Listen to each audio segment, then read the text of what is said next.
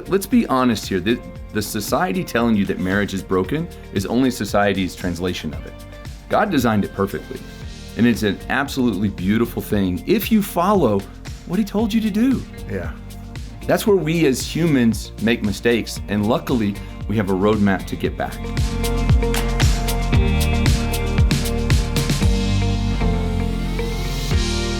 Scott and Vanessa, welcome to Focus on the Family. It's great to have you. Thank you. Thank you so much. Now, Pleasure to be here. The fact that you've raised 4 sons, maybe we should be doing a parenting program, Well, not a marriage that would be program. good. But maybe next time we can concentrate on that, because I have 2 boys and you Yes. have 4. Wow, that's a lot. It And is. that's a great thing, by the way. Yes. A full quiver. But welcome to the program. Well, thank you so much. We are honored to be here, and this is just such a blessing. So thank you. Yeah, let's start, Vanessa, with you. You promised yourself after you divorced that you're never getting married again. Gene has said something similar, that if you pass away, Jim, I'm not getting married again. Yes. But in your case, that's something that changed. So describe that Yeah. for the listeners. You know, you went from this kind of hard position, it sounds like, to a softer position. Yes. Why? Well, so after my divorce, I moved back home, moved in with my parents just to get back on my feet. And I had my son with me and was a single mom for about 5.5, 6 years. And had kind of fallen away from church and got back into church and was serving at church and was seeking pastoral counseling after going through my divorce and just, trying to get to a place of freedom and healing in my life. And I remember going into church one day and my pastor approached me and said, I've been praying for you and I feel led to tell you to pray for your future husband and to pray for your former spouse. And I was like, I don't want to do either, because I had created this inner vow within myself that I was never going to get married again. I did not want to go through the pain of ever having to experience a divorce, watching my son go through that. And it was just a terrible experience. And I ended up taking the advice of my pastor, and I started praying about that, and along with pastoral counseling. And a few years later, I met Scott and understood why, why my pastor asked me to do that, and just the blessing that came along with that. But also, as I went on this journey of seeking freedom, understanding what inner vows were and how that could have prevented me from the blessing that God had for me with my spouse now, Scott, and the three more sons that we had together and everything, our life now. And so it's been quite the journey. Vanessa, before I let this one go, I just got to probe a little bit more, Yes. because you were in that spot creating this inner vow saying, I don't want to be hurt again, therefore I'm not going to get married. And then you prayed about it, the challenge of your pastor, Yes. pray for your ex-husband, pray for your future husband. Did you feel once you met Scott, was it all tidy and tied up in a bow and it was all fine, or did these inner voices, inner vows keep coming back? And then how did you wrestle them down, and how did Scott either help you? I'm sorry to ask this. No, No, How did yeah. he help No, you this is or all hurt great you in stuff. in that part of it? Well, inner vows, it's where we take control out of God's hand and put it in ours. And it's where we make ourselves the God of that area that we've experienced trauma or turmoil in our life. And so, and it's usually with the statement of, I'm never going to let this happen to me again. Yeah. I'm not going to do X, Y, and Z. And so for myself, it was Psalm 139 prayer, search in me, God, reveal in me, is there anything that I have taken out of your hands and taken control of? And then it's repenting. God, forgive me for taking that control out of your hands and trying to control it myself. And then renouncing that. And then also seeking forgiveness, asking yourself for forgiveness for that situation, having empathy for yourself, but also asking forgiveness for maybe the person that hurt you, forgiving them. And then I think as, when we begin to blend in our marriage, what we call our landmines. So you will see things pop up, and it's usually an abnormal reaction, like, oh, your voice went like 10 octaves higher. That was not a normal reaction from you. And so then you begin to have conversations of, what is within me that made me act that way, or what is within me that is making me feel that way?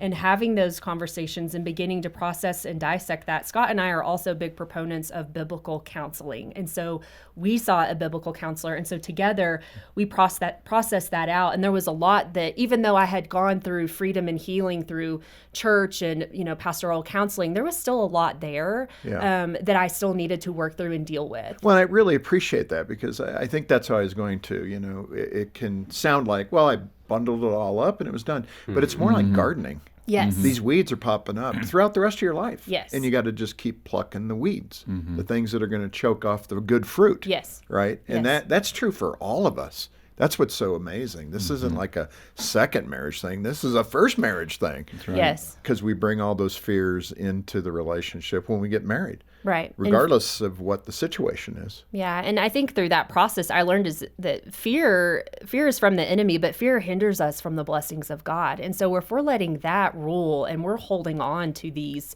things, that does not allow God to move in and through us and in our life to do the things that he wants to do. Well, and what's so hard is to read it, fear not.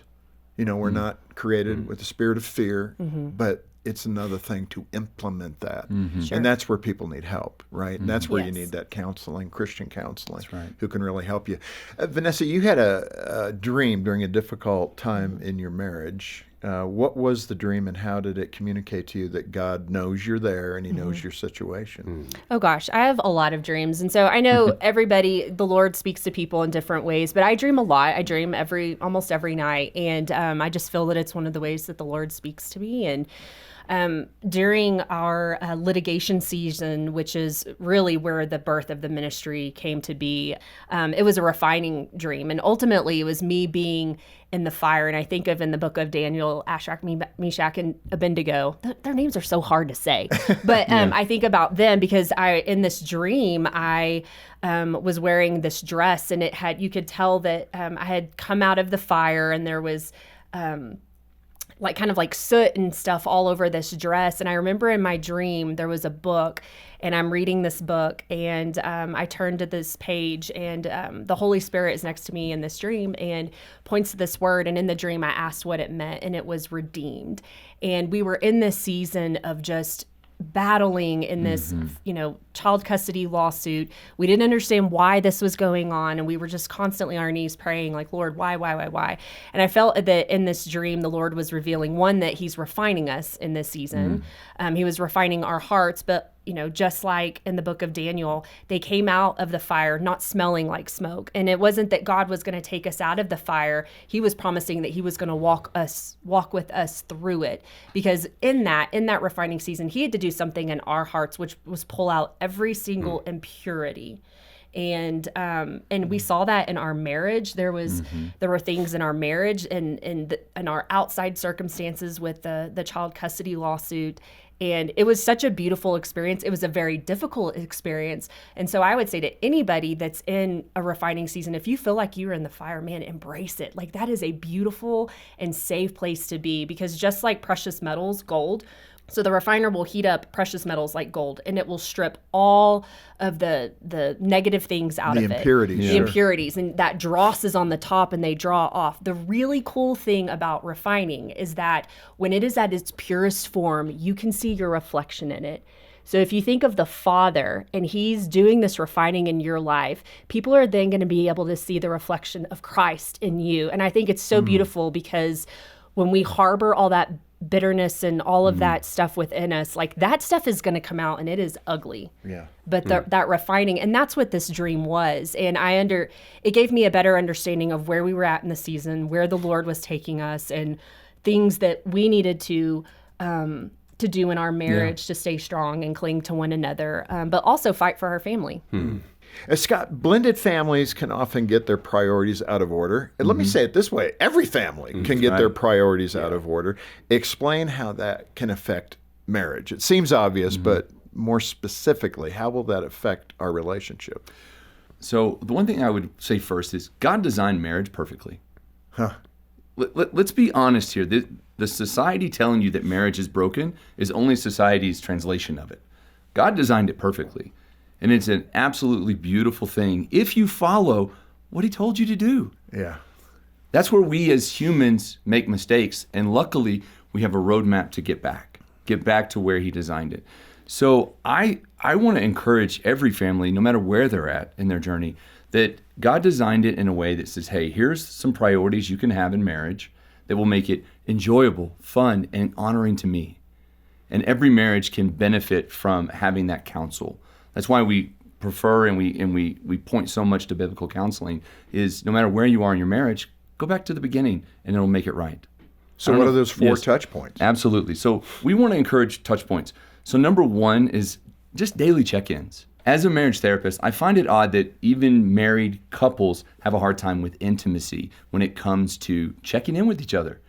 Well, let's play this out a little bit for the listener, because again, not to be gender specific or stereotyping, a lot of women just went yes, and men went, oh no.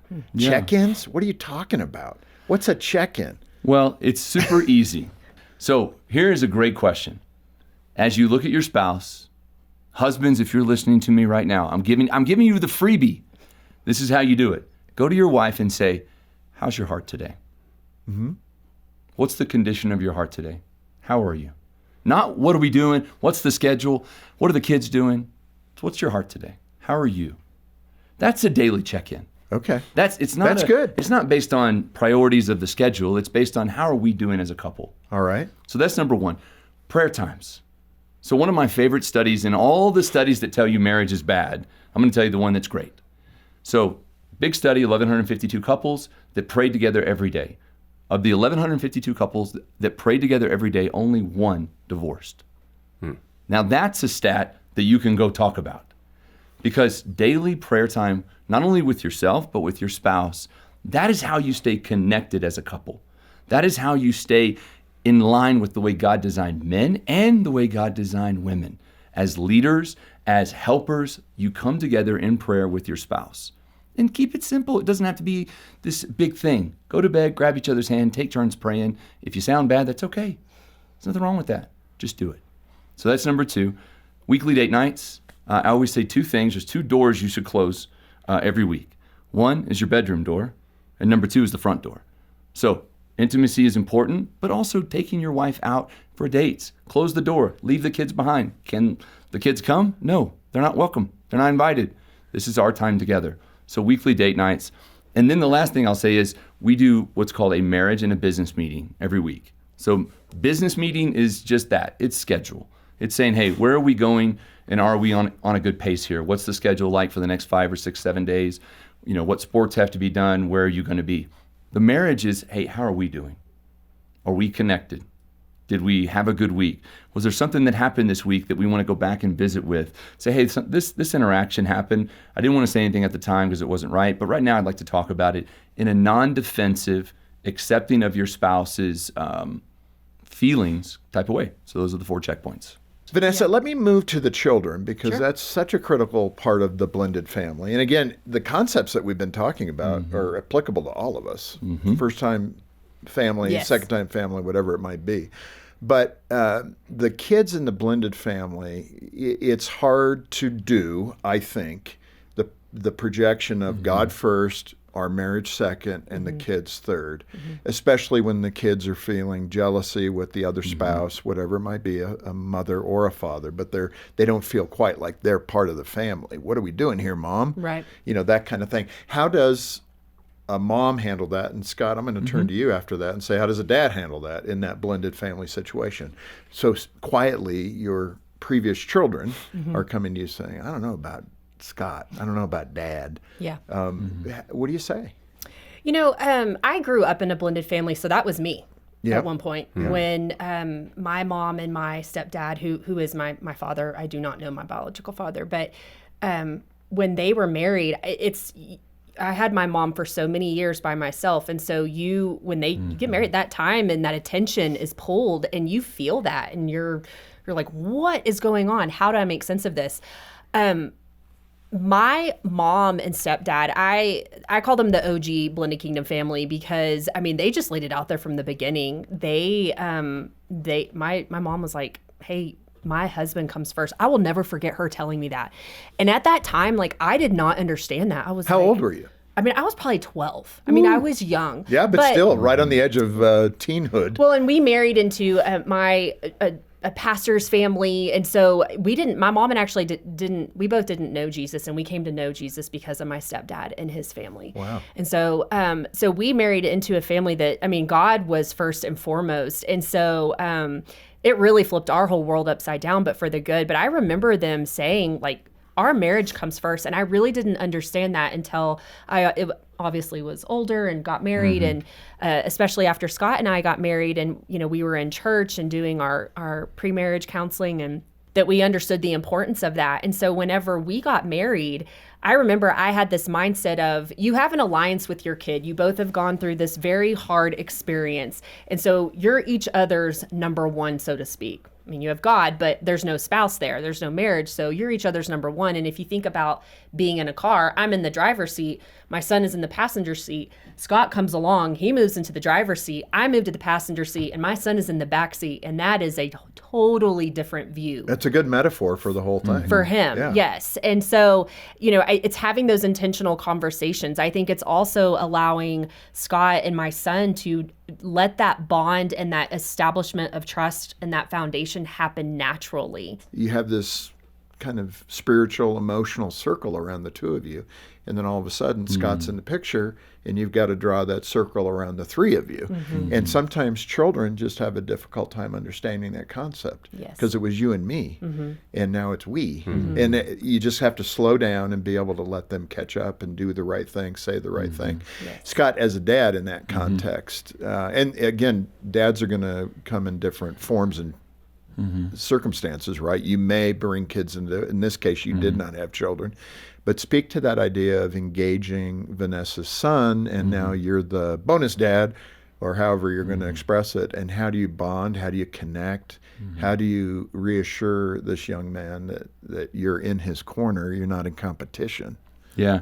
I will say to any dad or stepdad is out there, I want you to understand that when you're dealing with the happiness or the bonding of your children and your blended family, know that that's going to take a long time. So if you're in it for the quick attachment, or you think this is going to work quickly, you're not understanding the seasons that you're going to follow. So to ask me that question today, well, I look back and I say, well, I wish I would have been a little bit different in these stages. Now I'm looking at it going, oh, I understand why. I understand why that's important.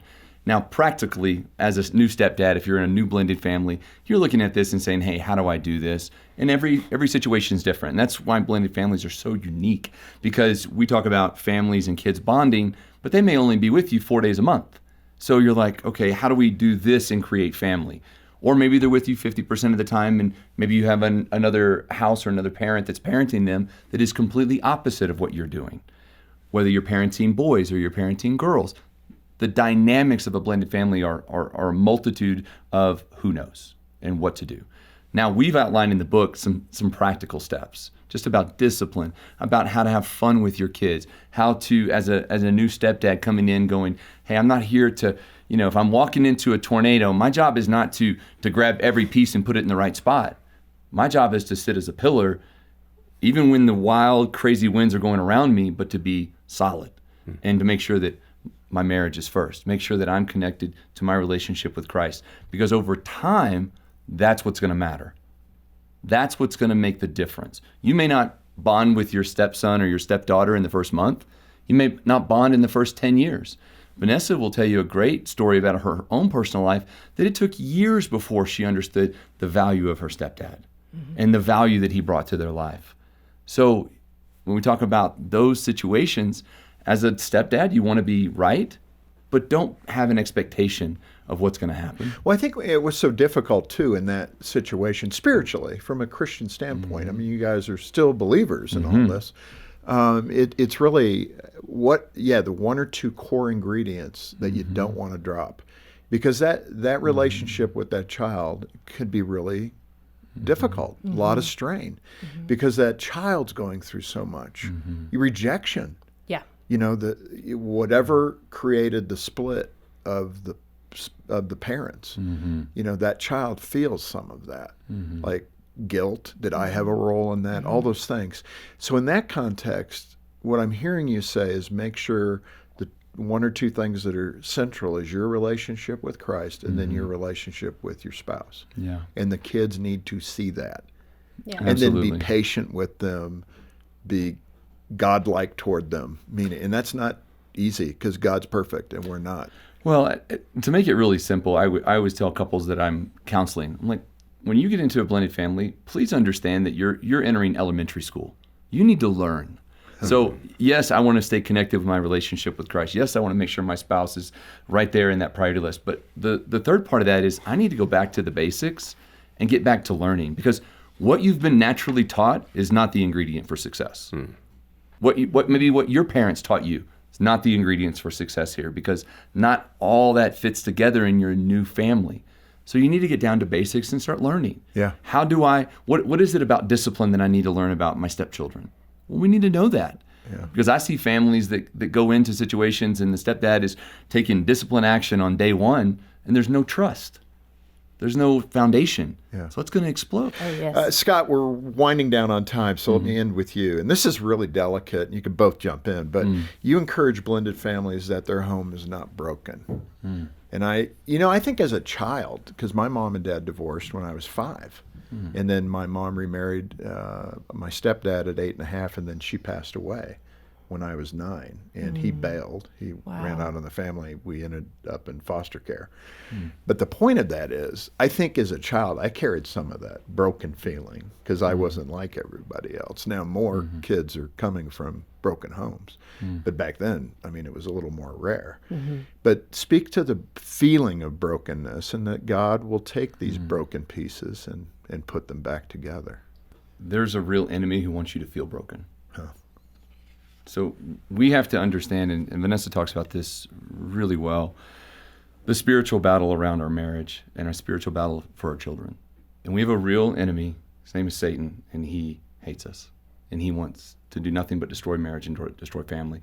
And he does that through very, snaky ways. And he uses this word like broken, unredeemable, unreachable, unhealable. And he makes us believe that. And as Christians, we tend to fall into this category of, well, let's put them in different spaces. Let's make sure that we understand where people are and where we are as Christians, and say, well, this church we're all about enjoying each other and we're going to sing. But there are broken people and people who feel broken because they've been lied to. So I want to get to the question you asked. What do you do when you feel that way? And what is the approach about the concept of the blended family, and where does it sit? The truth is, we're all broken. We've all disappointed our Creator. We've all fallen short of the glory of God. But we have a Savior in Jesus who is a redeeming Savior who, through his blood, redeems us and forgives us. We need to make sure that we understand that is a blanket. That is not covers it all. Choice of, well, this one yes, this one no, this one yes, this one no. And I think blended families come from this area of shame. And I say that blended families, I think all people come with an area of shame. They all come with, let me tell you what's good, let me hide what's bad. I'll tell you about my great marriage, but I'm going to hide my addiction. But blended families have a little bit more on the surface, because they can see, oh, is this your son? No, that's my stepson. Oh, why is your name different? So blended families are identified. And so they come in and say, where does the blood of Christ reside with me? And for me, I am a pretty simple person. So I look at it and say, hey, if Jesus said this, then it applies to you. So brokenness cannot exist under the forgiveness of Christ. And even though we've failed him, we have an ability to be redeemed. I refuse to live in a world where the concept of generational divorce exists purely because people don't believe in Jesus or don't believe what Jesus can do. And that's what happens, is these generational curses that get passed down, and people and brokenness, and they never kind of turn back to the source. Yeah. And that's where I want people to go. Yeah. Because the label will only exist as long as you give it air to. Yeah, it's so good. And the general principle that the things that pull us closer to the Lord are good things, even though they may be difficult circumstances. And I think that's the beauty of the fact that he works with those that are in the street, not up on the mountaintop. He's there for them, but I think those broken places are where God does great work in us. Yeah. So, It's some brokenness is something we go through. It's not who we are. We are a new creation in Christ. I mean, and so it's something that we go through. And I like to use this example, but if you have your house and you have your foundations, the walls can come crumbling down and the house can be broken. But with Christ as our foundation, we can rebuild and back up. I think of Ezra and Nehemiah. We can rebuild and build it back strategically. And when we do it God's way, it can be beautiful, it can be blessable, and it can be the most amazing thing in the world. Yeah, well, that's so good. And you guys have really expressed it so well in your book, Blended and Redeemed. And thanks for being with us. Thanks for, like John said earlier, just opening up and saying, here we are. Love that. Well, thank you for having us. So wonderful. And we want to get a copy of this into your hands, or maybe you know somebody who is a blended family, or maybe you know somebody who's just struggling in their marriage. Because today I was relating to so much of what you were saying for my own life. Yes. So these are the principles that we all need to be applying in our marriages, and you've done a great job with it. And call us. We often have done this. If you can't afford to make a gift to Focus, we'll get it into your hands. But if you can, monthly or one-time gift of any amount, we'll send the book to you as our way of saying thank you for being part of the ministry. But again, if you can't afford it, it's just not in the budget, call us. We'll get it to you as our way of doing ministry, and we'll trust others will cover that cost. Yeah, join the support team as you can when you call 800, the letter A and the word family, 800-232-6459, or click the link in the program description below. Well, thanks for joining us today for Focus on the Family with Jim Daly. I'm John Fuller, inviting you back as we once again help you and your family thrive in Christ.